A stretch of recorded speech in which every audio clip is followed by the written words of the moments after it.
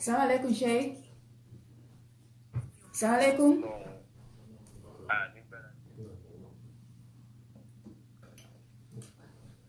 Assalamu alaikum. Assalamu alaikum. Wa alaikum assalam. I'm a lawful short break since, sir. Inshallah, we're going to be going for a few short break. We're going to be back after a few minutes. Helps provide food for kids who would usually spend their school day on an empty stomach, and helps street children find a way back to normality. With your help, we can protect kids at risk. Play your part today. Visit muslimhands.org.uk. Nottingham Travel. Let us take you around the world. अब आपको दुनिया भर में कहीं भी जाना हो या रकम भेजनी हो तो आपके बाएतमाद travel agent Nottingham Travel. Now you can book your journey through our website nottinghamtravel.co.uk. We provide flights and hotels all around the world. Pakistan और आज़ाद कश्मीर में रकम की फौरी तरसील, हज और उम्रा के शानदार सस्ते और मायारी पैकेजेस और ट्रैवल इंश्योरेंस के लिए तशरीफ लाएं. Nottingham Travel. We are your right choice. IATA and ATOL protected. Call us on 01159 787899.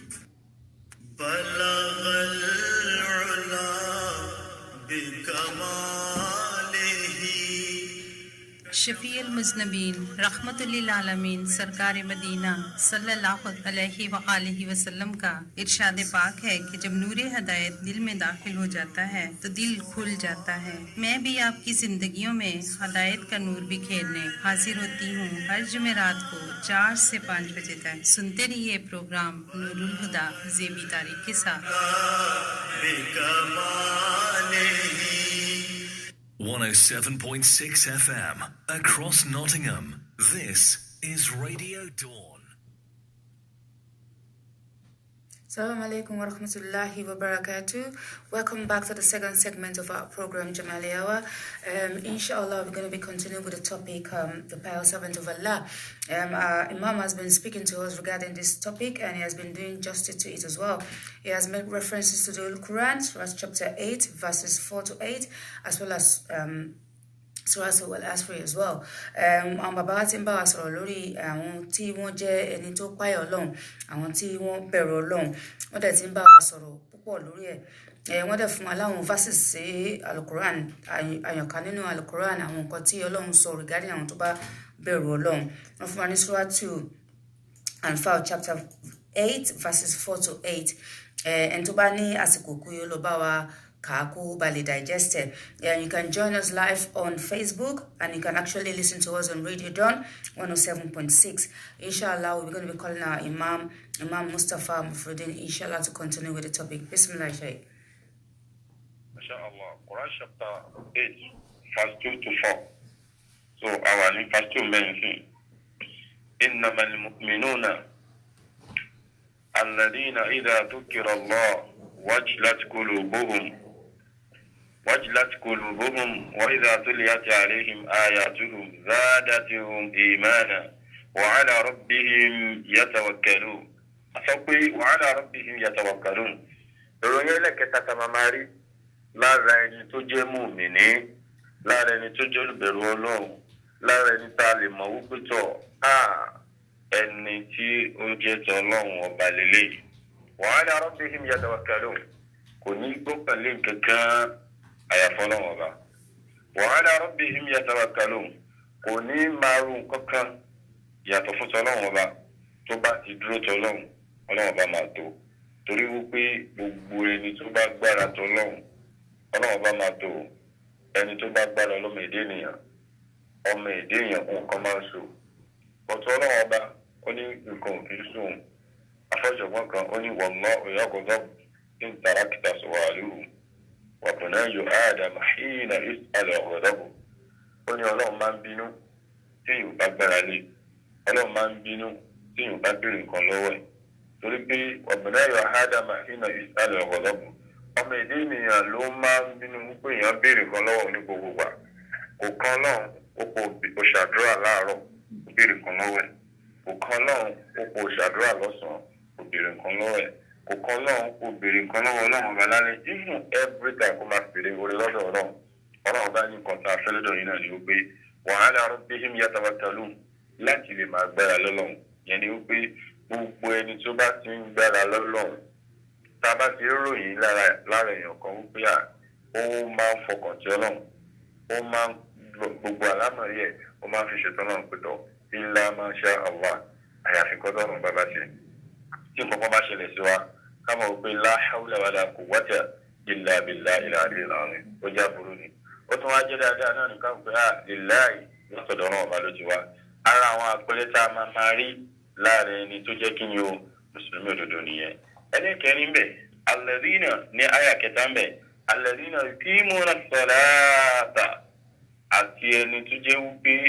ó máa ń kírun fọ́lọ́run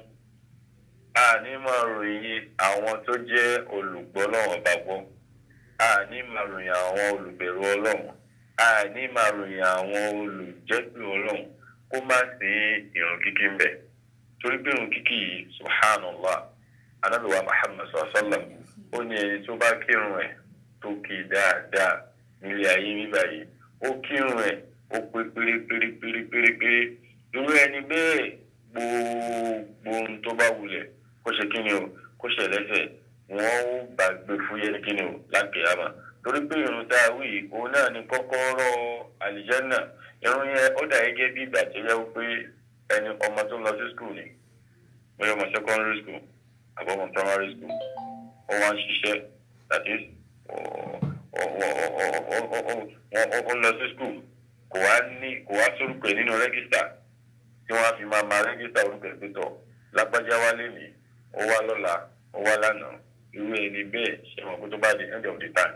kò ní sórúkọ ẹ̀ nínú rẹ́gísítà kò ní rí promote sí another class bẹ́ẹ̀ lọ̀rọ̀ ọ̀hún rí lára mùsùlùmí òdodo bó jẹ́ mùsùlùmí òdodo gbogbo àwọn òròyìn tá à ń kàbọ̀ látàárọ̀ yìí ó ti ní lọ́dọ̀ kó má bẹ̀rù Ọlọ́run ó máa ń gbára lọ́lọ́run, ó máa ń tí tó bá rí nǹkan ìyanu ẹ̀rù máa ń bà á, ó máa ń rántí ọlọ́run, kódà ó máa ń ké nítorí ọlọ́run, but kò kí ń kírun fọlọ́run ọba láàárọ̀ ẹni bí ò kì í ṣe mùsùlùmí o. Àkọ́kọ́ tá a fi máa mọ̀ wípé mùsùlùmí ni ẹ́, àkọ́kọ́ tá a fi máa mọ̀ àwọn ẹni ọlọ́run òun náà ní irun kíkí, torí pé la farqa bayna al-muslim wal-kafirina illa bis-salat. A ní máa mọ̀ yàtọ̀ láàrin mùsùlùmí àti kèfèrí illa bis-salat, àyàfi irun kíkí. Gbogbo nǹkan pátápátá tá a lè máa fi mọ̀ ìròyìn irun kíkí lọ̀gá. Ẹni tí ó bá ń kírun fọlọ́run ọba yìí, irú ẹni bẹ́ẹ̀ lọ́lọ́run bá máa ṣe kí ni, lọ́lọ́run bá máa welcome lẹ́jọ́ tó jẹ́ pé la malun wala banuna illa man ata Allah bi qalbin salim. Ọjọ́ jẹ́ pé owó ò ní wúlò mọ́, ọmọ tàbí ńlá ayé kò ní wúlò mọ́ o. Gbogbo nǹkan tá à ń wá ní ayé yẹn, mo fẹ́ ní property, mo fẹ́ ní gbá, mo fẹ́ láwo, mo fẹ́ ní kòkò bàbá tó àtọ̀, mo fẹ́ kọ́lé sí bíbáyìí, mo fẹ́ ní ilé bíbáyìí, mo fẹ́ ṣe bíbáyìí, gbogbo rẹ̀ pátá ní ayé yìí ló mọ̀. Eléyìí tí ó máa jẹ́ ti wa lálùkẹ́yàmà òun náà nìrun kíkí. Ẹni tó bá ti wá ń kírun fọlọ́run ọba, irú ẹni bẹ́ẹ̀ àti ìwà àdìjẹ́ náà irú ẹni bẹ́ẹ̀ kò ní ṣòro fún. Ọlọ́run ọba tún wá tẹ̀síwájú, ó ní wa mimma razaqnahum yunfiqun, wa mimma razaqnahum yunfiqun. Àtẹni tí tún máa ń ná nínú tọ́lọ́run ọba fún, ó ṣe owó nìkan o, ẹni tó máa ń ná nínú tọ́lọ́run ọba fún. Àti irú program táwa náà gbé kalẹ̀ yìí táà ń ṣe, ta ní káwọn èèyàn máa jẹ àǹfààní ẹ̀ lára wípé a jẹ́ mùsùlùmí òdodo náà, látara àpẹẹrẹ láti máa mọ mùsùlùmí òdodo náà ní ká máa ṣojú kòkòrò àwọn èèyàn láti máa mọ orúkọ báyìí. Owó la ní ni a gbìyànjú láti lè ná fọ́yìn tí ò ní, ìmọ̀ la ní ni a gbìyànjú láti lè ná fẹ́ni tí ò ní, agbára la ní ni a gbìyànjú láti lè rẹ́ni tí ò lágbára lọ́wọ́. Subhanallah. Ẹni wípé tábà kí nínú àwọn ìròyìn yìí lára àwọn ọmọ ẹ̀dẹ́ ènìyàn, àwọn ìròyìn márààrún yìí, inú ẹ̀ náà ni wàyútó zakata, ká máa yọ zaka. Ẹni tó bá fẹ́ pẹ̀lẹ́ ní mùsùlùmí òdodo tí ò bá sí pé kò máa yọ zaka nínú owó ẹ̀, subhanallah, bí ẹni bí ó ṣe mùsùlùmí òdodo, torí pé ọ̀ranyàn ni fún wa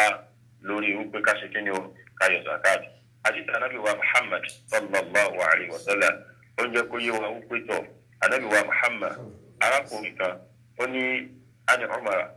radiyallahu anhu qala baynana nahnu julusun inda rasulillahi sallallahu alayhi wa sallam. Umar ló gba àdìsí náà wá, ó lárákùnrin kan yẹ oníjọ́ kan, àwọn wà lọ́dọ̀ Ànábì wa Muhammad táwọn ń bá Ànábì wa Muhammad táwọn ń bá gbatẹ́gùn. Ó ní arákùnrin tá a wí, ó ní irun ẹ̀ funfun, ó sì jẹ́ èèyàn dúdú tó sì gbọ̀nlẹ̀ bẹ́ẹ̀. Ó lọ wá jókòó hatta jalasa ila nabiyyi sallallahu alayhi wa sallam, títí tó fi wá jókòó síwájú Ànábì wa Muhammad sallallahu alayhi wa sallam, fasnada rukbatihi ila rukbatihi, tó fi wá gbé orúnkún ẹ̀ ní déédéé ti Ànábì wa Muhammad, wa wada kaffayhi ala fakhidhayhi, títí tó fi wá gbé ọwọ́ rẹ̀ náà dé kí ni o, déédéé ti Ànábì wa Muhammad. Faqala ya Muhammad, ó wá sọ fún Ànábì wa Muhammad wípé akhbirni anil Islam. Ó ní Ànábì wa Muhammad, dákun sọ fún mi, ròyìn fún mi nípa Islam. Ìyẹn ni pé ìtàn gbìyànjú láti sọ fún wa nígbà ni wípé ẹni tí ó jẹ́ mùsùlùmí òdodo ó gbọ́dọ̀ mọ̀ nípa Islam, á dẹ̀ máa practicalize ẹ̀ ní gbogbo ìgbà. Kò ní jẹ́ wípé ó kàn máa forí ahọ́n jẹ́ mùsùlùmí, kò ní máa jẹ́ pé ó máa fi orúkọ lásán ó máa fi jẹ́ mùsùlùmí. Gbogbo àwọn nǹkan tá a sọ yìí a gbọ́dọ̀ bá rí lára ẹ̀. Ó wá ní faqala Rasulullah sallallahu alayhi wa sallam, ó lànà bí wàá sọ fún wípé al-Islam níta ń pè ní Islam, ọ̀nà ni at-tashhadu an la ilaha illallah, ọ̀nà ni pé ká nígbàgbọ́ pé kò sí ọba kan àyàfi Ọlọ́run, kò sí ọba kan àyàfi Ọlọ́run ọba dáhùn yìí, torí pé Ọlọ́run ọba yìí nǹkan tó hate jù, nǹkan tí ò láìkì jù rárá, òun náà ni ká wá orogún pẹ̀lú ẹ̀. Nílé ìtawà náà mọ̀, ẹni tó bá jọkùnrin nínú wa kò ní fẹ́ kí ọkùnrin míì ó máa bá ìyàwó rẹ̀ ṣe. Bẹ́ẹ̀ náà ni àwọn obìnrin nínú wa tó jẹ́ pé ìmánì tó ti torí pé títí wọ́n yàtọ̀, ìmánì máa yàtọ̀ síra wọn. Àfa àfáà kan á ní ká tó lè mọ mùsùlùmí òdodo nínú àwọn obìnrin àyàfi léyìí tó bá gba tọ́lọ́wọ́n bá sọ láàrin ọkùnrin sí kíni òṣòbìnrin ìbẹ̀yẹn kọ́ là ń lọ níta gbìyànjú láti sọ ni wípé ọlọ́run bí a ṣe fẹ́ kí ẹlòmíì ó súnmọ́ ìyàwó wa láwàtà àjọkùnrin yẹn ọlọ́run ọba pàtàkì kámú lọ́kàn ó pàtàkì ẹ̀ lọ́kàn rẹ̀ ju kíni o ju báwa ṣe pàtàkì ká má rẹ̀ lómi lára obìnrin wa yẹn lọ yẹni pé kò fẹ́ ká ṣe nǹkan míì yàtọ̀ sí ẹni tó bá ti ń ṣe nǹkan míì yàtọ̀ sọ́lọ́run kì í ṣe mùsùlùmí òdodo ẹni tó bá ti ń forí balẹ̀ fún nǹkan míì yàtọ̀ fọ́lọ́run àlepè lónígbàgbọ́ òdodo ẹni tó bá ti ní èrò kan míì yàtọ̀ sọ́lọ́run ọba ànípe ní kíni o mùsùlùmí òdodo ànábì wa ń tẹ̀síwájú náà rẹ̀ wọ́n ní pàtó kí mo sọ láàdá àṣọ nínú àyà Kùránì lẹ́ẹ̀kan ọ̀làdísì ànábì wa Muhammad yìí ló tún sọ fún wa yìí ẹ má dẹ̀ jẹ́ ká gbàgbé o pé ànábì wa Muhammad sọ̀rọ̀ sọ́lá nígbà tó ń lọ ó ní ẹ̀yin àlùmọ́ mi o mo fi nǹkan méjì ilẹ̀ fún yín o nǹkan méjèèjì yìí tẹ̀ bá ti gbà mú láyò tẹ́lẹ̀ lọ àbẹ̀dà ẹ̀ ní sọnù láíláí àwọn tàbí wá dáhùn tó tọ̀ kí làwọn kan náà ó ní kitaballah wa sunnati rasulillah ó ní kíra ọlọ́run tí í ṣe al-Qur'anul Karim tá a bá ti tẹ̀lé wàlúwàyí ó là ní sọnù bẹ́ẹ̀ ni àdìsí wọn tí ó ṣe ti àdìsí àwọn ànábì wa Muhammad yẹni pé tá a bá ti tẹ̀lé ó là ní sọnù àyà Kùránì láti wá kà fún wa yìí àdìsí ànábì wa Muhammad sọ̀sọ́lá àkọlélẹ̀ ìtànkà lọ́wọ́ yìí wọ́n tó kí mo sọ láàtà àtẹni tí máa kírun fọ́lọ́hun ọba wọ̀tú ti zakata àtẹni tí máa yọ zaka nínú owó ẹ̀ ẹni tó máa yọ zaka nínú àwọn nǹkan ní ẹ̀ ẹni tó máa yọ zaka nínú àwọn nǹkan tó ní kò ń ṣe owó nìkan ẹni tó jẹ́ pé gbogbo zakati tá a ní ká máa yọ a máa yọ zakati nínú owó a máa tún yọ zakati nínú àwọn nǹkan ní a máa yọ zakati nínú àwọn nǹkan gùn a máa yọ zakati nínú gbogbo àwọn kan tó ń pè ní wẹ́ẹ̀fù pátápátá a gbọ́dọ̀ ti yọ zakati wa ní nígbà tí zaka bá ṣe kí ni o nígbà wọn nù bẹ́ẹ̀ ìbẹ̀yẹn kọ́ là ń lọ àyà síbẹ̀ ni wọ́n ta súnmọ́ Ramadan àtàwọn tí wọ́n máa gbàwé Ramadan subhanallah ẹni tó máa ń ṣe kí ni o tó máa ń gbàwé Ramadan tí ò kí n sọ wípé ìyàwó ọ̀rẹ́ òun làwẹ̀ òun gbọ́dọ̀ gba ìyàwó ọ̀rẹ́ òun a máa gbàwé Ramadan ní gbogbo àsìkò tí Ramadan máa ṣe kí ni o tí Ramadan bá ti dé wa tahajjul bayta àti ẹni tí máa ń ṣe kí ni o tó máa ń lọ sílé Ọlọ́run subhanallah àpẹẹrẹ mùsùlùmí nìyẹn o bá a bá tí ìrírò àwọn báyìí lówó lọ́wọ́ kò wá ń lọ Mọ́kà ó ń lọ Amẹ́ríkà ó ń lọ gbá ó ń lọ àwo ó ń lọ kókó bàbá sàṣọ ṣùgbọ́n tí wọ́n ní hajj yá kò wá ṣe kí ni àwa irú ẹni bẹ́ẹ̀ láti lọ kò sápẹ̀rẹ̀ mùsùlùmí látara ẹ̀ àfi ká mú gbogbo àwọn nǹkan yìí ṣe nígbà tá a bá ṣe kí ni o tá a bá ti ní kápá ẹ̀ ẹni istata'ta ilayhi sabila nígbà tá a bá ṣe kí ni o tá a bá ní kápá kọ́ọ̀lá sọ̀rọ̀kítà ẹni tó béèrè ìbéèrè yẹn lọ́wọ́ anábìwá Muhammad olódodo ló sọ léyìí tó jẹ́ wípé anábìwá Muhammad sàṣálà ó mọ̀ wípé ẹni tó ń béèrè ìbéèrè lọ́wọ́ òun yìí màláìka Ọlọ́run tó ṣe jìbìrì lónìí ṣùgbọ́n mọ̀ kò fẹ́ sọ fún àwọn tó ṣe kí ni o tí wọ́n wá pẹ̀lú ẹ̀ ó tún wá béèrè lọ́wọ́ anábì wípé fakhbirni anil iman sọ fún mi nípa ìgbàgbọ́ subhanallah yẹni pé ìgbàgbọ́ ó ní kí anábì ṣe kí ni o kó ṣàlàyé fún anábì tó ní atu'minu billah ẹni tí ó máa jẹ́ mùsùlùmí òdodo wa tu'minu billah ó gbọ́dọ̀ jẹ́ ẹni tó jẹ́ wípé yóò gbọ́ lọ́wọ́ bá gbọ́ ni o á ní gbàgbọ́ sọ́lọ́wọ́ ni o kò ní rún kankan míì àyàfọ́ lọ́wọ́ kò ní dúró ti kankan míì àyàfọ́ lọ́wọ́ bá ní o wa malaikatihi àti àwọn màláìkà yóò ní gbàgbọ́ sáwọn màláìkà wa kutubihi àti gbogbo tí ń jẹ́ tírà pátápátá Kùránì Tàbórà gbogbo tí ń jẹ́ tírà yóò ṣe kí ni yóò ní gbàgbọ́ sí kí ṣe pé Al-Qur'ani ni ọ̀gá kí ni ọ̀gá gbogbo tí ra pátá wa rusulihi àdúdí ni o àtàwọn òjíṣẹ́ yẹni pé ẹni táwọn ọmọ pẹ̀lú mòmìnir kò ní jẹ́ pé kò ní sọ pé anábìwá Muhammad sàlá òun nìkan lòjíṣẹ́ tọ́lọ́wọ́ bá náà wá sáyé irọ́ o àwọn òjíṣẹ́ tọ́lọ́wọ́ bá náà wá sáyé ó pọ̀ nínú wọn lànàbì Nuha anábì Adam anábì Ibrahim anábì Lutu anabi Yahya anabi Isa tí gbogbo ayé ń pè ní Jésù wá ní Jesus yẹn is not our own messenger no messenger tiwa náà ni òjíṣẹ́ ni fún wa Ànábì wa Muhammad sallallahu alaihi wasallam nígbà tí ànábì ti dé ó ti kárí gbogbo wọn iṣẹ́ tí gbogbo wọn wá jẹ́ láyé náà lànábì wá ṣe kí ni o ló wá mú lógóńgó làwọn afáàfin sọ pé kọ́dé balaga risalata yẹn ni pé ànábì ti ṣe kí ni o ó ti mú iṣẹ́ náà lógóńgó gbogbo iṣẹ́ táwọn ànábì ọlọ́run wá jẹ́ ànábì ló wá ṣe kí ni o ló wá complete gbogbo ẹ̀ torí pé la ilaha illallah Muhammadu rasulullah nǹkan tí gbogbo wọn mú wá dáyé nìyẹn pé la ilaha illallah kò sọ́ba kan àyàfọ́ náà ọba. wọ́n tún wá ní wal yawmil akhir ẹni tí ó máa jẹ́ mùmínì wal yawmil akhir yóò nígbàgbọ́ sí ti ń jẹ́ ìjọ kẹ́yìn kò ní sọ pé níta bá ti ṣe nílé ayé bíbá yìí ibẹ̀ náà ló parí sí o ìrọ̀ o kò ṣèbẹ̀ ló parí sí o ilé ayé bíbá yìí ó dà gẹ́gẹ́ bí gbàtà wá ṣe ẹ̀gáàmù ni ọ̀run ni wọ́n ti wá máàkì iṣẹ́ wa tá a wá ṣe láyé àṣedà ọ̀run láti kí ni láti mọ̀ yẹni pé kó ń kálukú dìrò rẹ̀ dáadáa ọ̀rọ̀ àwọn bàbá wọn ní wákà ẹni wá sọ pé kámúra kádẹ́rù dáadáa kámúra kádẹ́rù dáadáa níbi tí àwọn lọ mọ́tò débẹ̀ kámúra kádẹ́rù dáadáa níbi tí àwọn lọ ọ̀kadà òde bẹ́ẹ̀ kàmúra kádẹ́rù dáadáa. wal yawmil akhir a gbọ́dọ̀ nígbàgbọ́ sí ti jẹ́ ìjọ kẹ́yìn a gbọ́dọ̀ sọ pé lé ayé bíbá yìí náà làwa ṣe lẹ́yìn ikú kò ságbéǹde ìrọ̀rùn àgbéǹdínbẹ̀wò. wọ́n tún wá ní wàtú minú bẹ̀kọ́dàrí a tún nígbàgbọ́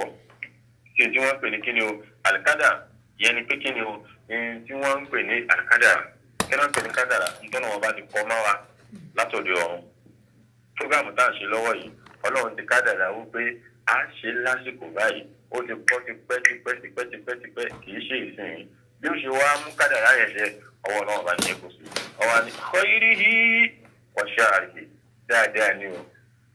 àbújá burú ni o ìyẹn ni pé ẹni tó ń ṣàbúrú lọ́wọ́ báyìí náà táwa náà ń ṣe nǹkan mí lọ́wọ́ tó jẹ́ dáadáa yìí náà ọlọ́run ti kádàrà burú lé lórí òun ni òwá ṣàdúrà torí wípé wala yadurul qadara illa du'a kò sí tí máa ń yí kádàrà padà ju kí ni o kádàrà burú léèyàn lórí padà ju kí ni o àdúrà ẹ̀tọ́ lọ́ọ́ bá kádàrà burú lé lórí tó wò pé àbúrú lòun ṣe kò sì fẹ́ ṣàbúrú mọ́ kó bẹ lọ́wọ́n ọba lórí pé kó bẹ látara kó bẹ lọ́wọ́n ọba yẹn òun náà tún máa wà nínú ìjẹ́mú mìíní òun náà tún máa wà nínú kí ni o ẹni tó lọ gbọ́ lọ́wọ́n ọba gbọ́ ọlọ́run anábìwá Muhammad wa ni khairihi wa sharrihi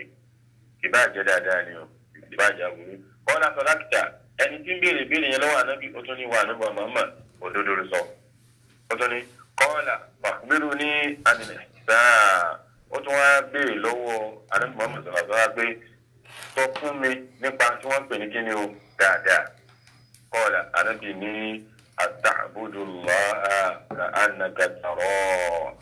fa in lam takun tarahu fa innahu yaraka ẹni tí a máa pè ní mọ̀mí ní òdodo a máa rí lára ẹ̀wú pé tí bá ń sin ọlọ́run ta'budallah yóò máa sin ọlọ́run ọba ka'annaka tarahu gẹ́gẹ́ bí ìgbàgbọ́ ọlọ́run ọba ni èèyàn máa ń kírun fọ́lọ́run ọba bí ẹni pé ń wọ ọlọ́run ọba lọ́ọ̀kan báyìí ni èèyàn máa ń ṣe àfikàr òun lẹ́fìrí pé àwọn bàbá wa kọ́lọ́kù bá wà lọ́ra ẹ̀mí wọn tí wọ́n bá ń ṣe àfikàr fún wa tí wọ́n bá ń ṣe àsàlátù fún wa ní headquarter wa ní Jamali ní MITV nílùú Èkó wa bíbá yìí tí wọ́n bá ń ṣe àsàlátù yẹn fún wa báyìí bàbá wà nínú ọlọ́run wọ́n ti darapọ̀ mọ́ ọlọ́run débi wípé ìwọ náà mọ̀ pé àsàlátù ni bàbá ń ṣe yìí torí pé àsàlátù tí bàbá wa ń ṣe yìí anábìwá Muhammad sallá òun ló pa wá láṣẹ ẹ̀rí ibi tí mo tún fẹ́ yà lọ́nbẹ̀ yẹn ó pa wá láṣẹ ó ní àwẹ̀ mo ní kẹ́ ẹ máa gbà ó èmi ò bá yín gbà á zakati mo ní kẹ́ ẹ máa yọ mi ì bá yín yọ kódà ìrun kíkí mo ní kẹ́ ẹ máa kí mi ì bá yín kí ṣùgbọ́n nǹkan kan tí mò ń ṣe tí mo sì fẹ́ kẹ́ ẹ máa ṣe òun náà làṣàlátù ànábìwá Muhammad kí ló wí pé inna Allaha dájúdájú èmi ọlọ́run wa malaikatihi àtàwọn ẹmẹ̀wà mi àwọn tí mo ránṣẹ́ àwọn tí mo ní kọ́ máa ṣe báyìí tí wọ́n jẹ́ àwọn màláìkà yusalluna ala nabi mo ní ká máa sàtàlátù fún kí ni o fanabiwa Muhammad ọwọ́ apá wa láṣẹ ni o ní ya ayyuhal ladhina amanu sallu alayhi wa sallimu taslima ẹ máa ṣàṣàlátù fún Ànábì wa Muhammad yẹni pé ní tí ò bá tún ṣàṣàlátù yóò tún jìyà lọ́dọ̀ Ọlọ́run subhanallah kí la bá débẹ̀ ni wípé táwọn bàbá wa tí wọ́n bá ń ṣe àṣàlátù fún wa báyìí ní ṣàmálẹ̀ gẹ́gẹ́ bí bàtà jẹ́ wípé wọ́n ń wo Ọlọ́run ọba báyìí ni àbúdàlá wọ́n ń sin lọ́hùn fún wa kà á náká tàrà gẹ́gẹ́ bí ìgbà tí wọ́n ṣe kíni o gẹ́gẹ́ bí ìgbà tí wọ́n lọ́lọ́ fàyín lámùtákùn tàrà kódà bá ṣe kíni o bá a rí Ọlọ́run ànábì ní fàyín náà ó yára kà Ọlọ́run bá ṣe kíni o Ọlọ́run bá ń wò wá subhanallah jẹ́mọ́ ọlọ́kùnrin lóbìnrin nǹkan tá a fẹ́ ká dẹ́ra nínú àwọn ọ̀rọ̀ yìí náà ni wípé gbogbo àwọn ọ̀rọ̀ yìí tá à ń sọ yìí yóò mọ̀ wá lára mùmìnì ẹni tó ti wà lára ẹ̀ kó mọ̀ wípé òun jẹ́ mùmìnì kó mọ̀ wá gbé sọ́kàn wípé ìjẹ́ mùmìnì òun yẹn báwo lòun ó ṣe máa wá lọ síwájú lórí ẹ̀ kó máa wà lọ́kẹ̀ kó má lọ sí kíni o kó má lọ sẹ́yìn torí pé ìlọsíwájú ẹ̀ ni ó máa jẹ́ dáadáa fún kíni o fún ẹ̀ níbẹ̀ àdìsí yẹn wà tán síbẹ̀ ó tún wá ní kọ́ọ̀là fàkúbèrò ní àníṣáà ìbílẹ̀ tó ń bẹ ànábì wa Muhammad sàlá ó ń bílẹ̀ lè wípé wà ní Muhammad sọ fún mi nípa john gbẹdẹ àlàkàyàmà kí lànà mi fi dá lóhùn ànábì ò dá lóhùn bẹ́ẹ̀ yẹn ànábì kan sọ fún wípé kọ́ọ̀là mọ àlùmọ̀sẹ̀wúlù àníhà bí àlẹ́mí mìíràn sáìl ẹni tí ń béèrè ìbéèrè ó mọ̀ jẹ́ ẹni tí ń dáhùn lọ́wọ́ ẹ̀ subhanallah kí ni tá a fẹ́ mú lòun lé ní pé gbogbo àwọn ọ̀rọ̀ yìí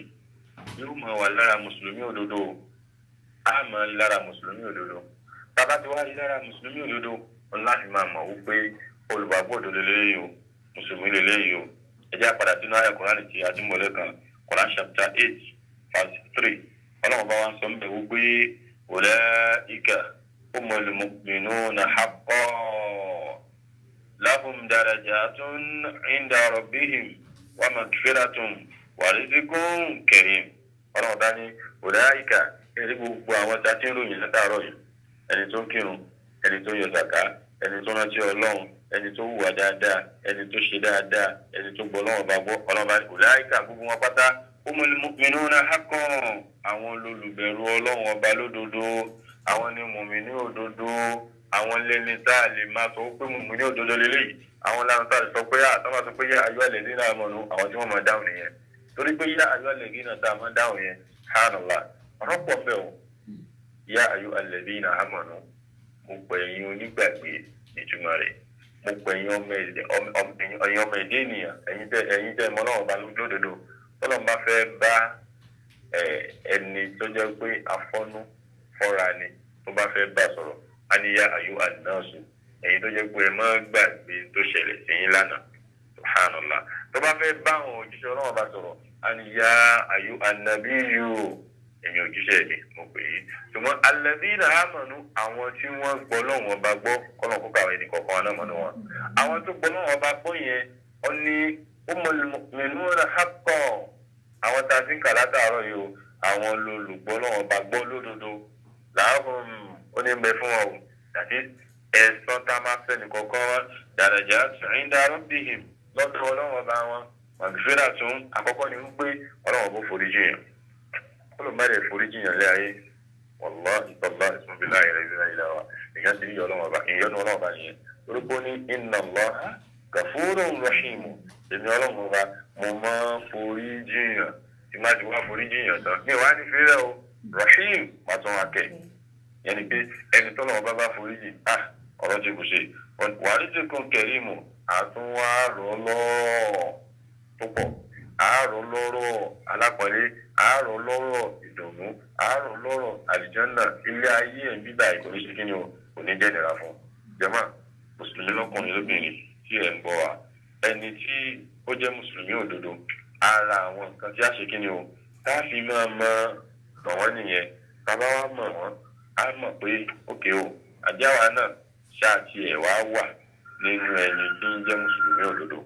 subhanallah sáwà náà wà nínú ẹjọ́ jẹ́ ókútọ̀ ó bẹ̀rù Ọlọ́run sáwà náà wà nínú gbogbo àwọn ìròyìn tá a kà kálẹ̀ lẹ́yìn sáwà náà wà nínú wọn àbá sínú wọn tàbá wà nínú wọn ká gbìyànjú láti tún máa ṣiṣẹ́ lọ sókè sí tàbá wà rí pé tọ́ àti nínú wọn káwa náà gbìyànjú láti ṣe kíni o láti wà nínú wọn torí pé léyìí ni ó jẹ́ ìtẹ́wọ́gbà fún wa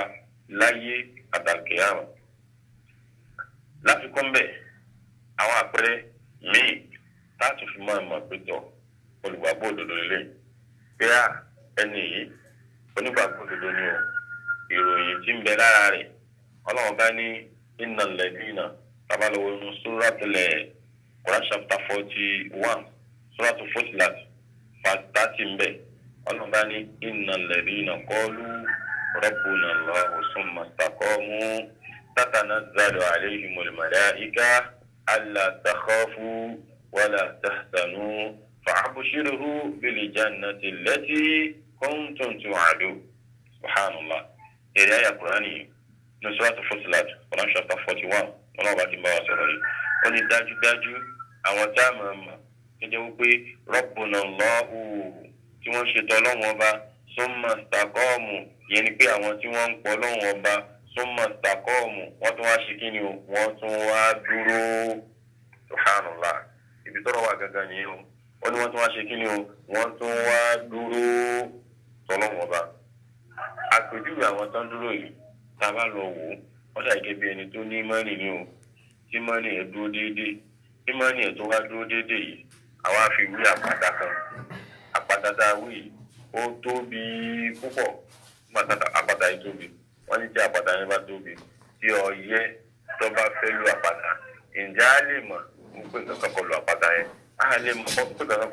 kọlu àpáta yẹn bẹ́ẹ̀ ni tí òtútù bá mú àpáta yẹn a lè mọ̀ kó tútù mọ́ àpáta yẹn ó dàbí iná bá jó àpáta àní mọ̀ bí àgbàrá bá ń sàn ṣe kí ni o àní mọ̀ ó kọjá lára àpáta gẹ́gẹ́ bẹ́ẹ̀ náà lẹni tó bá jẹ́ wípé ó nígbàgbọ́ òdodo ó wá dúró tọ́ ọlọ́run ọba gbogbo tó bá ṣẹlẹ̀ sí láyé ọlọ́run ò ní jẹ́ kí ni o káàkiri ó ṣẹlẹ̀ sí rẹ̀ níbẹ̀ ọlọ́run bá ti tatanazzalu alayhimul malaika yẹn ni pé ẹni tó bá ti dúró déédéé tó dúró nígbàgbọ́ òdodo tí wọ́n rántí ọlọ́run ọba ní gbogbo ìgbà ọlọ́run bá ní gbogbo àsìkò tí fi rántí ọlọ́run ọba yẹn bóyá ń káyà Kùránì ni àbò ń ṣe wáàsí ni àbò ń gbọ́ wáàsí ni àbò wà nù mọ́sálásí táwọn èèyàn ṣe wáàsí fún ni àbò tí ẹ̀ ń gbọ́ bá ti ń sọ yìí náà ni ọlọ́run bá ní tatanazzalu alayhimul malaika á ní káwọn màláìkà kún ó sọ̀kalẹ̀ síbi tí wọ́n ti sọ̀rọ̀ ọ̀rọ̀ yẹn ìyẹn ni wípé ibi àti bá ti sọ̀rọ̀ ọ̀rọ̀ bá nísìnyí àwọn màláìkà wà pẹ̀lú wa tí wọ́n ṣàdúrà fún wa ìlú àdúrà wo ni wọ́n ṣe wala tahzanu ó ní ẹ̀ṣẹ́ kí ni o la takhafu wala tahzanu ẹ gbọ́dọ̀ bẹ̀rù ẹ gbọ́dọ̀ níbànújẹ́ gbogbo ẹni tó bá ti ń jólùgbàgbọ́ òdodo tá à ń ráwọn ọ̀rọ̀ yìí lára ẹ̀ gẹ́gẹ́ bá ti ń sọ ó ní wípé ọlọ́run bá ti promise wa wípé àní ní ti ń jẹ́ bẹ̀rù ní ayé bẹ́ẹ̀ láti ní ṣe kí ni o àti ní rí ìbànújẹ́ ọlọ́run bá ní fa abíṣòro bil jannati allati kuntum tu'adun wa nabi wa Muhammad báwọn fún wọn ní ìró òdùnnú. Assalamu alaikum. Assalamu alaikum, Sheikh. Assalamu alaikum. I'm sorry, I'll for a short break, a few minutes, sir. Inshallah. We're going to be going on a few short break. Female genital mutilation or cutting is illegal and has lifelong consequences that harm us all. Let's protect our girls. Search Protect Against FGM. Hi, need a cab and you want to reach safely on time? Call DG Cars 9500 500. Professional uniformed drivers who provide quality service. So call us on 0115 9500 500. DG Cars. नबी करीम सल्लल्लाहु अलैहि व आलिहि वसल्लम ने इरशाद फरमाया सदका बलाओं को टालता है। अल्हम्दुलिल्लाह सैलानी वेलफेयर उम्मत मुस्लिमा के 1 लाख जरूरतमंदों, मिस्कीनों और गरीबों की मदद करने वाला और खाना खिलाने वाला अपनी नौइयत का मुनफरिद इदारा है। अब आप सैलानी वेलफेयर के नए ऑफिस 203 रेडफोर्ड रोड में अपने सदकात और ज़कात जमा करवा सकते हैं। इसके अलावा आप अपने रूहानी मसाइल के हल के लिए हमारे साथ राब्ता कर सकते हैं। 01159706256 www.sailaniwelfareuk.org बनिए दुखी दिलों का सहारा।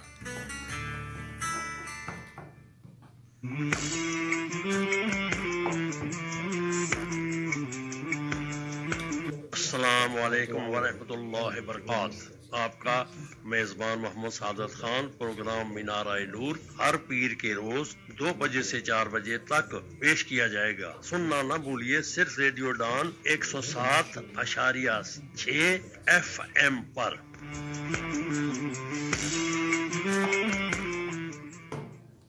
Radio Dawn from the heart of the East Midlands.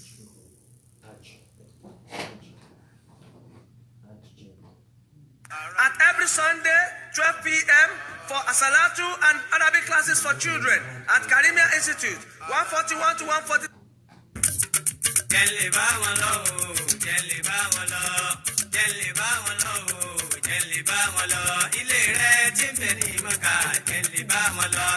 Assalamu alaikum wa rahmatullahi wa barakatuh. Gbogbo n tó dùde oyin mama fún gbogbo ẹnikẹ́ni tó fẹ́ rin ìrìn àjò lọ sí Maka àti Madina láìsí ìfòyà. Jamali UK and Airline Hajj and Umrah Services ní ẹ máa bọ̀ wá tààràrà. A ò lẹ́gbẹ́ nínú kákó èrò rin ìrìn àjò lọ sí ilẹ̀ mímọ́. Ogun asanwó tán a ò rí físà gbà. Kò sí lọ́rọ̀ tiwa o. Ààyè tiwa ti wà ní sẹpẹ́ ní airport ni o. Ọkọ̀ òfurufú wa sì dángájíá pẹ̀lú. Ọjọ́ tí a bá dá fún yín pé ní ilẹ̀ ògbéra kò ní ṣe. Ìgbà tí a bá sì dá fún yín pé ní ilẹ̀ òpadà dé kò ní yẹ̀. Ibi táwọn fi yín wọ̀ sí kò ju ìrìnsẹ́jú mẹ́rin péré lọ sí mọ́sálásí haram àti mọ́sálásí ànábì Madina. Ètò jíjẹ mímu gan ọ̀fẹ́ ni pẹ̀lú. Ẹ lè sanwó yín tó gbà án lẹ́ẹ̀kan. Àǹfààní sì wà fẹ́ni tó bá fẹ́ máa san díẹ̀díẹ̀ pẹ̀lú dẹ́pọ́sìtì £250 tí kò ní ṣe gbà padà mọ́ ni o. Sheikh Mubarak Basunu ni Amirul Hajj wa tí ó máa kó wa sòdí lọ sílẹ̀ mímọ́. Pẹ̀lú àwọn àlùfáà tó dángájíá lóníran ìran. Ìmáàmù àgbà fún ìjọ Jamali Sheikh Abdullahi Gbadé Akébọ̀dé ni ó máa fọ ẹ̀mí wa mọ́ pẹ̀lú àsàlátù ní Mínà àti Àràfá. Fún ẹ̀kúnrẹ́rẹ́ àlàyé ẹ lè pe Ìmáàmù Mubarak Basunu sí orí 079 60 25 8900 tàbí kí ẹ pé Imam Abdulhakeem Atilade tí orí 075 36 84 5942. Àràfà ọdún yìí kò ní yọ èmi náà sílẹ̀ lágbára Ọlọ́run. Jamali Jamali Jamali Jamali Alawuya Latifu. Assalamu alaikum wa rahmatullahi wa barakatuh. Welcome back to our final segment of the program. Inshallah, we're going to be we're going to be calling the Imam, inshallah, to finalize the topic, inshallah. I'm going to be saying, and we're going to be giving the, I'm going to be handing over to my Imam, inshallah, Imam Atilade. We have only a few minutes to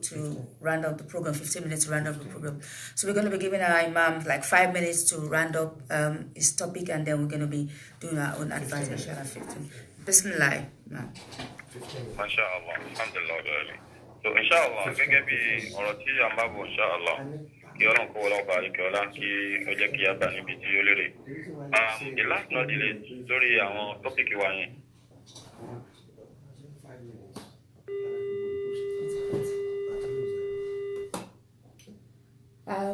We're so sorry we've lost the call from our Imam. Inshallah, we're going to be making our own advert, and then we're going to be continuing with the program, inshallah.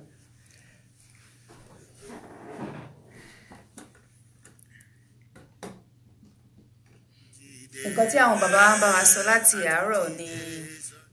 nípa topic tí wọ́n ń bá wa sọ láti àárọ̀ òun náà ni ẹni tí àwọn tí ó páyà Ọlọ́run.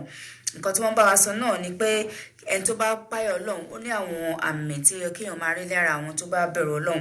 Wọ́n dẹ̀ fún wa láwọn instances lóríṣiríṣi láti inú Al-Quran. Wọ́n fún wa ní chapter 8 verse 2 to 4. Wọ́n fún wa ní chapter 41 verse 30. Wọ́n dẹ̀ fún wa ní Surah Al-Asr as well. Wọ́n ní àwọn tí ó bá bẹ̀rù Ọlọ́run àwọn nǹkan bíi 4-5 ni wọ́n dárúkọ nínú àwọn verses yìí. Wọ́n ní ẹni tó bá gbára lọ́lọ́run tó dẹ̀ gbàgbọ́ pé kò sí ọba kankan láéláé àfi Ọlọ́run ọba. Lẹ́yìn pé kò sí ọba kankan àfi Ọlọ́run ọba. Ṣùgbọ́n àwọn bàbá wa á ti padà gbé àwọn bàbá wa padà sí orí ètò. So inshallah àjẹkọ́ parí topic náà, then we can go back on our references. Bismillah. MashaAllah, alhamdulillah, alamin. So the last note is lórí program wa yẹn. Lórí program topic ti tèmi, a kàn fẹ́ sọ fún wa nípa ọ̀rọ̀ tí a máa bọ̀ náà ni. Sábàlá wọnú Quran chapter Fussilat, Quran chapter 41 bákan náà, ayah 45 bẹ́ẹ̀. Ọlọ́run ní man amila salihan falinafsihi wa man asa'a fa'alayha wa ma rabbuka bidhallamin lil 'abid. Yẹn ni wípé ọlọ́run ọba pa wá láṣẹ ń bẹ̀ ni o wọ́n ní mọ́ni amila saliha fali nafsihi kí n tẹ̀ sáré mọ́tàn kékeré kan wá mẹ́ sẹ́dínà àlì karamallahu wajhahu àwọn sàhábà lọ bá níjọ́ kan pé wọ́n sẹ́dínà àlì nǹkan dáadáa tó ṣe láti mọ̀ pé mùsùlùmí òdodo ni ẹ́ ó lóun ò ṣe dáadáa rí nínú ayé báwo lè ṣe máa wà láyé tí ò ní ṣe dáadáa láyé ó dà kí láburú tó o ṣe nínú ayé ká lè tọ́ ẹ sọ́nà ó pé kó má ṣàbùrú mọ́ ó lóun ò ṣàbùrú nínú ayé ìyẹn ló wá dùn àwọn sàhábà pé báwo ni wọ́n ṣe máa wà láyé tí ò ní ṣe dáadáa tí ò ní ṣàbùrú àwọn alọ́fẹ̀ẹ́jọ́ sọ anábì wa Muhammad sallallahu alaihi wasallam anábì wa ni ẹ lọ pé wà wò nígbà tó dọ́dọ̀ anábì wa Muhammad anábì bá ń bèèrè lórí pé wọ́n ṣe náà lè kàrámà lọ́wọ́jà lẹ́nu kan tó rí lọ́bẹ̀ tó fi wo aru ọwọ́ wọn láwọn sàbí àwọn ìjọba ẹ̀bí ẹlẹ́rẹ̀ pé kí ni dáadáa tó ṣe rí láyé lọ́lọ́hùn ṣe dáadáa rí láyé ó lè sọ pé ò ṣe dáadáa rí láyé ó dáa kí láburú tó ṣe rí láyé lọ́lọ́hùn ṣàbúrú rí láyé ó ní bẹ́ẹ̀ ni wà nábì wa Muhammad ìdí tí mo fi sọ bẹ́ẹ̀ ni wípé lọ́wọ́ inú Kùránì tí ọlọ́wọ́n bá sọ kalẹ̀ fún wa nábì wa Muhammad sallallahu alaihi wasallam Quran chapter 41 bákan náà verse 45 wọ́n ní mani amila saliha yẹn ni pé ẹni tó bá ṣe dáadáa mùsùlùmí tó bá ṣe dáadáa fali nafsi ó ṣe dáadáa fèrè ara ẹni gbogbo ròyìn táàrọ̀ yìí látàárọ̀ yìí níjẹ́ mùsùlùmí ó jẹ́ mùsùlùmí òun ṣe dáadáa òun rántí ọlọ́run ọba òun kírun fọ́lọ́run òun yọ zakat òun hùwà dáadáa òun kírun òun ṣe gbogbo tó ṣe yẹn fèrè ara ẹni kò lè bá jẹ́ ní àtẹ́wọ́gbà lọ́dọ̀ ọlọ́run ọba yìí ó wá ní wà mẹ́ni àǹfààní yìí ẹni tó tún wá jẹ́ pé kò tún wá ṣe dáadáa náà ó ń ṣàbùrú náà gbogbo àwọn òròyìn tá ròyìn kálẹ̀ yìí ọ́pọ̀sìtẹ̀ lòún ṣe irú ẹni bẹ́ẹ̀ fa àléyà ó ń ṣe fún kí ni o fèrè ara ẹni ó wá ní wà máa rọ̀ bókẹ́ ìdọ̀lẹ́ mi lè àbídì ẹ̀rọ lọ́wọ́ bá yẹn ọlọ́wọ́ bá tí ó san ẹ̀san ẹni tó bá ṣe dáadáa yóò fi dáadáa ṣẹ̀san ni o ẹni tó bá ṣe dáadáa ẹni tí ọlọ́wọ́ bá ti jẹ́ pé yóò ṣẹ̀san aburú fẹ́ ẹni tó bá ṣe kí ni tó bá ṣàbúrú nígbà gbìyànjú láti fún wa ní wípé ìjẹ́ mùsùlùmí ìjẹ́ ni dáadáa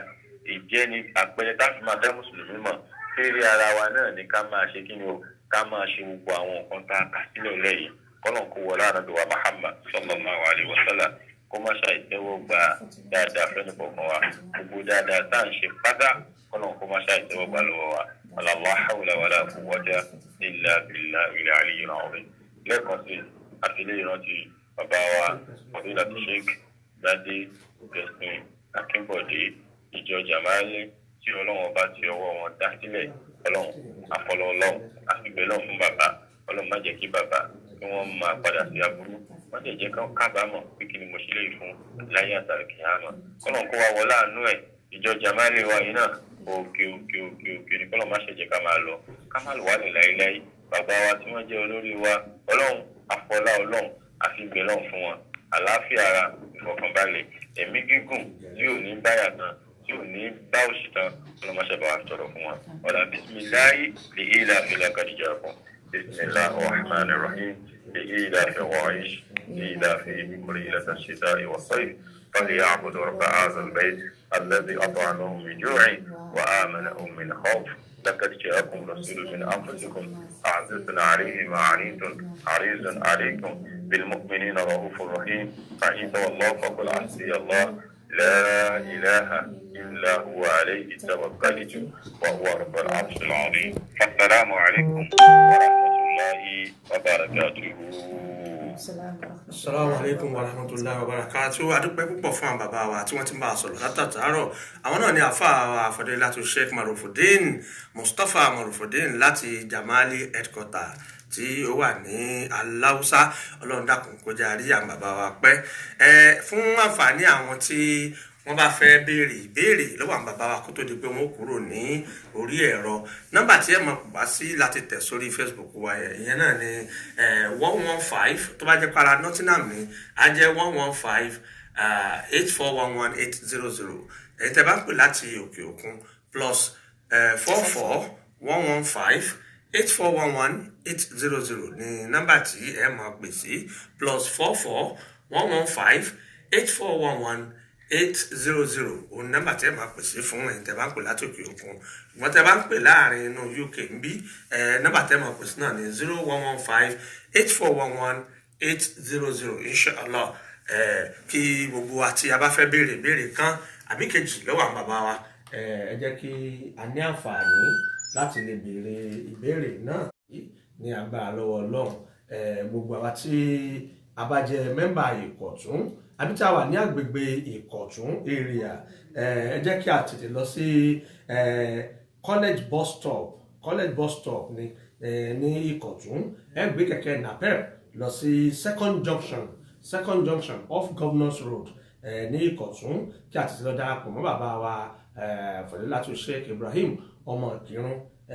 bàbá aláwìyá Latifu ni kí Ọlọ́run kó fi ọjọ́ náà yẹ wọ́n bákan náà ní kí a sọ fún wa wípé tó bá di on the 3rd of February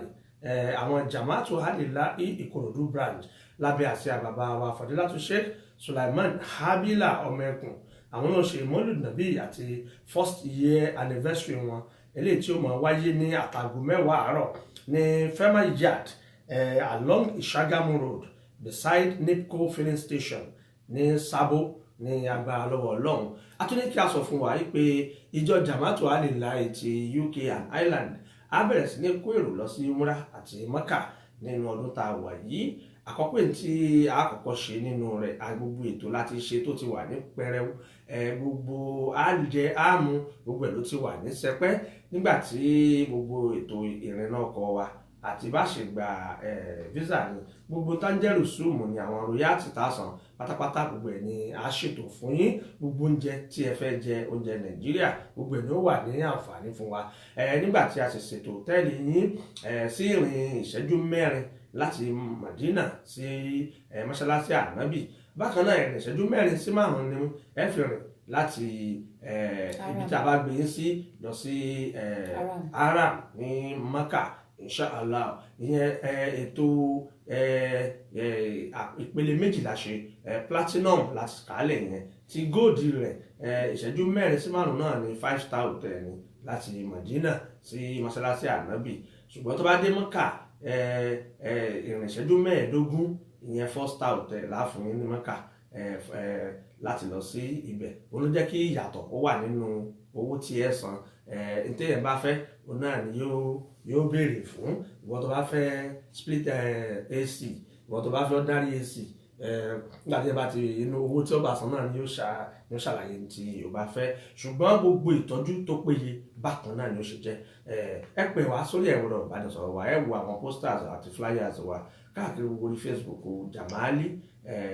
ẹ pè àwọn numbers tí ó bá wà lórí ẹ̀ tẹ́ bá ti wà ní UK and Ireland lágbára lọ́wọ́ Ọlọ́run àkọ́kọ́ àwọn tá a máa kó lọ sí Mọ́kà August 2nd lápò bí a sì padà ní August 17 láàrin bí ọ̀sẹ̀ méjì náà ni kọ́nà kó ṣe gbogbo ẹ̀ fún wa ní ìrọ̀rùn akí àwọn bàbá wa Fadilatu Sheikh Marufudin Mustapha láti ìjọ Jama'atu Halillahi headquarters tí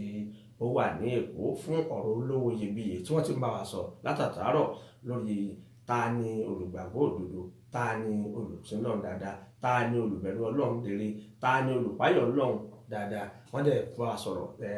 àwa tí a bá tún ráyè a tún lè padà lọ sórí Facebook Jama'atu Halillahi àti gbogbo Facebook Jamali pátápátá láti lọ tún gbọ́ kàtútún gbọ́ káwa náà make references lọ sí àwọn àyà ìkọlọ dàkún ó jàre àwọn bàbá náà pẹ́ gbogbo àti bàbá dá sí tọlọ́hun pẹ̀lú wàhálà wọn pẹ̀lú àsìkò wọn pẹ̀lú owó wọn láti pè láti Nàìjíríà sílùú òyìnbó kò ń ṣe tó rọrùn àwọn bàbá wa ní ẹ má wọrí a ṣe fún yín ọ̀nà táwọn náà ń gbà dá sí tọlọ́hun ní téèyàn bá wá dá sàlátù ò dá ẹ̀rí pé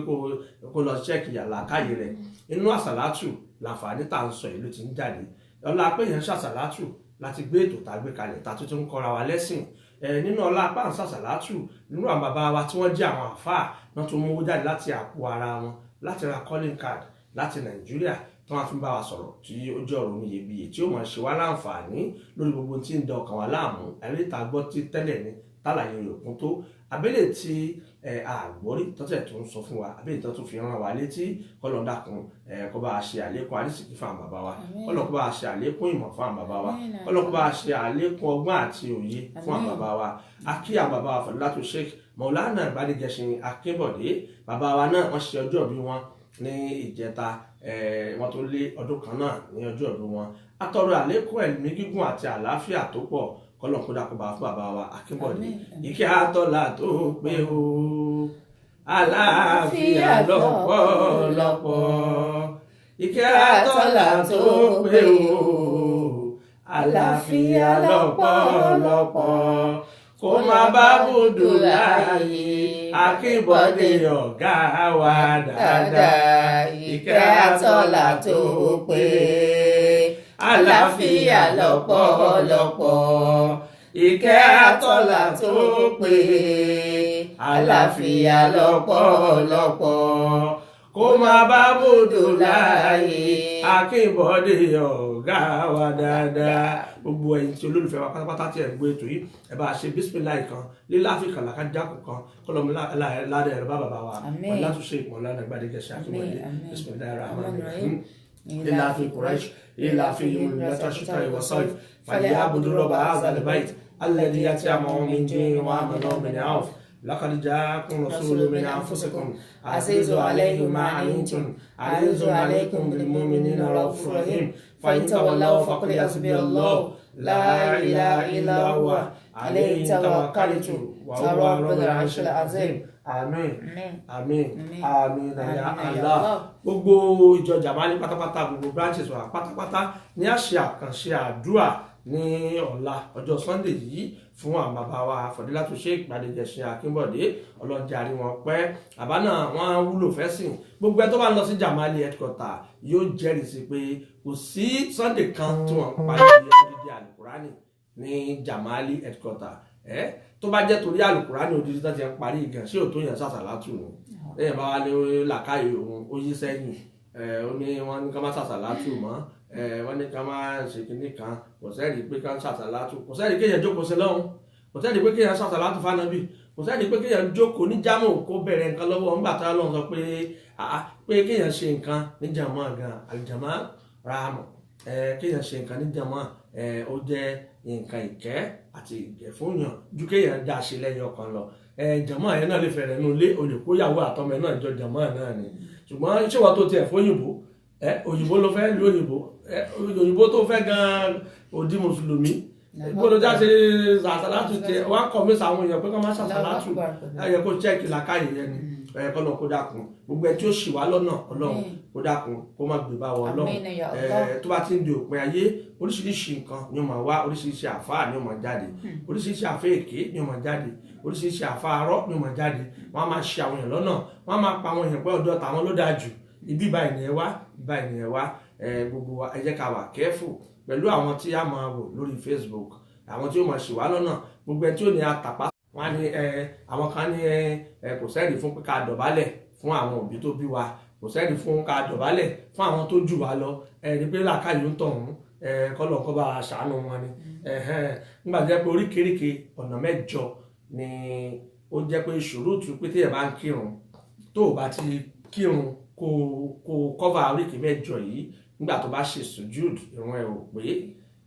ọ̀nà mẹ́jẹ̀ẹ̀jọ téèyàn fi ń kanlẹ̀ iwájú orí bẹ́ẹ̀ imú ó ń bẹ́ẹ̀ ọwọ́ wa páàmù wa méjèèjì ó ń bẹ́ẹ̀ ibi orí tóòzù wa méjèèjì ó ń bẹ́ẹ̀ ojúgun wa méjèèjì ó ń bẹ́ẹ̀ ó jẹ́ mẹ́jọ tí mẹ́jẹ̀ẹ̀jọ yìí ò bá kanlẹ̀ ò tí ì sìn ọlọ́run tá a dẹ̀ ń sìn kò kúrú ńlá káyè tí ó fi wá sọ pé ńgbà mo á bẹ́ẹ̀dì fún màmá mi àbí tí mo lóṣù kí màmá mi àbí gbà tí mo kúnlẹ̀ tí mo á tẹríba fún màmá mi ni ó wà jẹ́ pé mo ń bẹ òrìṣà ìnámọ̀lẹ̀ àmọ́lú bìnnìyà gbogbo téèyàn bá ń ṣe àníyàn ló ṣàgbà àṣẹ àníyàn mo fi kí àwọn òbí tó bí mi ṣàníyàn respect ni àbá àníyàn pé mo fẹ́ sìn wọ́n àwa di pé àwọn wọ́n ní ká máa bọ àwọn òbí wa lọ́wọ́ wọ́n ní tàbá ti láwọn òbí wa ń sìn àgbọ̀dọ̀ dọ̀bálẹ̀ kí wọ́n mọ́ àfi ká máa bọ̀ wọ́n lọ́wọ́ ọlọ́run yóò ṣàánú yín o ọlọ́run yóò ṣàánú yín o ọlọ́run ṣàánú yín o ọlọ́run yóò ṣe ìyá lọ́nà o kó kálukú jókòó nù ilé rẹ o ibi tí wọ́n gbọ́ làkàyè tiẹ̀ dé ni kò má respect àwọn tó bí ẹ bọ́lọ̀ ṣe dáwọ́ nìyẹn o lè fira ẹ wé àwa tó dẹ̀ jẹ́ pé àwa wọ́n bí wa pé ká máa respect àwọn tó bí wa ni bí Al-Qur'an ṣe wá tó kọ́ wa náà nìyẹn pé ká bọ̀wọ̀ fún àwọn òbí tó bí wa àtẹ tó bá tó jù wá lọ kò sí nǹkan tó burú nínú pé kéèyàn dọ̀bálẹ̀ fáwọn òbí rẹ̀ nínú pé ká láyé àti ẹ̀wà láyé òsè tá àwa ẹ̀yẹ mélòó ti à ń dọ̀bálẹ̀ gba lásán gan mọ́ naturally ọ̀làjú kò jẹ́ àdọ̀bálẹ̀ gan mọ́ akọ gan àti fi big gan àlè dọ̀bálẹ̀ mọ́ ṣe ń dọ̀bálẹ̀ ayé àtijọ́ yẹn mọ́ ṣé wọn bá ta tó wá ń bẹ́ẹ̀ndì tá à ń gbìgbàdo yẹn náà ẹtù ni a má ṣe fáwọn òkú wa mọ́ ọlọ́run ṣàánú yín o ọlọ́run ṣàánú yín o ọlọ́run ṣàánú yín ọlọ́ba yọba àkóso yín nú yọba àrọ̀ yín lọ́kàn ọlọ́run yóò fògbó amọ̀nà ọlọ́run ní jẹ́ àṣìṣe àní ṣìjẹ àní ṣìnà àní ṣìlẹ̀tẹ̀ láhùlà wàlá quwwata illa billah tó bá di jọ́mẹ̀jọ lágbára ọlọ́run èmi àti akẹgbẹ́ mi ń bí náà ni ẹ mọ̀ bá ẹ̀yin náà lámọ̀ rí o àní pẹ̀lú àní sọnù àní mọ̀kòrò lórí ọmọ àní mọ̀kòrò lórí aya àní mọ̀kòrò lórí ọkọ làlàhìlọ́lá làmọ́mọ́dé ọ̀sùnlá ọba tó ti fún wa mọ̀nà kò ní ṣì wá lọ́nà o làlàhólá wala quwwata illa billahi azim. akí àwọn bàbá wa lẹ́ẹ̀kan sí bàbá wa Marufudeen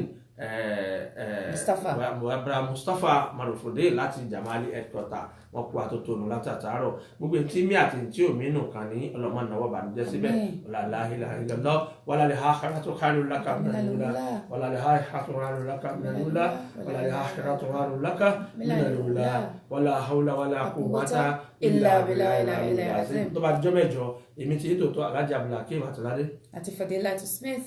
Wassalamu alaikum wa rahmatullahi wa barakatuh.